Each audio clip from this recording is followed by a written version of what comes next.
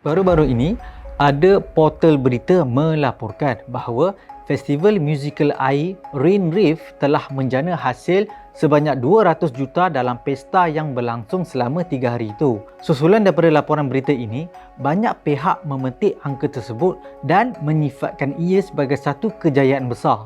Malah ada yang menggunakan kesempatan ini untuk menyindir umat Islam atau mana-mana pihak yang membantah penganjuran pesta tersebut. Kononnya nak dikatakan agama kita ini menjadi penghalang kepada kemajuan negara, terutama sektor pelancongan atau sebagainya. Tetapi sebelum saya ulas mengenai sindiran-sindiran ini, apa kata kita lihat dan teliti dahulu laporan berita tersebut. Selepas membuat semakan, rupa-rupanya 200 juta ringgit yang dimaksudkan itu hanyalah sekadar anggaran oleh sebuah persatuan pelancongan. Menurut laporan itu, Persatuan Pelancongan Dalam Negeri Malaysia menyatakan bahawa Festival Rain Reef ini dianggarkan menarik 180,000 pengunjung dan menjana sehingga 200 juta hasil keseluruhan pelancongan. Jadi, keyword dia adalah dianggarkan. Malah, persatuan itu sendiri menyatakan bahawa apa yang dinyatakan dalam kenyataan tersebut adalah anggaran mereka sendiri. So, ini membuktikan bahawa angka itu bukan data rasmi daripada kerajaan atau mana-mana agensi kerajaan yang sah. Jadi, ini yang ramai orang mempersoalkan. Dari mana datangnya angka tersebut? Sebab katanya nak sertai pesta itu kan percuma. Sehingga sekarang, masih belum ada data rasmi mengenai angka janaan hasil daripada festival itu. Tetapi malangnya, angka 200 juta ini digunakan sebagai benchmark kejayaan. Dan ada yang siap sindir kita sebagai umat Islam atau sesiapa yang membantah penganjuran festival ini.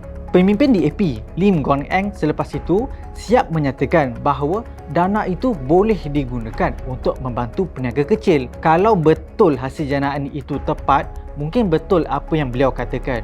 Tetapi persoalannya ialah adakah angka itu sememangnya wujud? Jadi ini yang kita katakan cubaan untuk mencipta naratif. Kononnya festival macam ini perlu dilakukan lagi pada masa hadapan. Dalam video saya sebelum ini, saya ada jelaskan mengapa ramai membantah penganjuran festival ini. Yang ini saya tidak mahu ulas banyak. Anda boleh tonton sendiri dalam TV per TV. Tetapi secara ringkasnya, ramai membantah kerana ia menyentuh nilai moral dan bercanggah dengan identiti dan budaya tempatan negara ini. Baru-baru ini juga ada satu video yang tular di media sosial daripada seorang pelancong antarabangsa yang berkongsikan pandangan beliau mengenai festival ini. Memang tidak dinafikan bahawa pesta itu dikatakan sebagai satu acara yang seronok. Tetapi dia juga menyatakan bahawa pelancong seperti diri dia datang ke Malaysia bukan nak berpesta semata-mata. Apa yang menjadi agenda utama pelancong antarabangsa ialah untuk menyaksikan keunikan pelbagai budaya yang ada di Malaysia.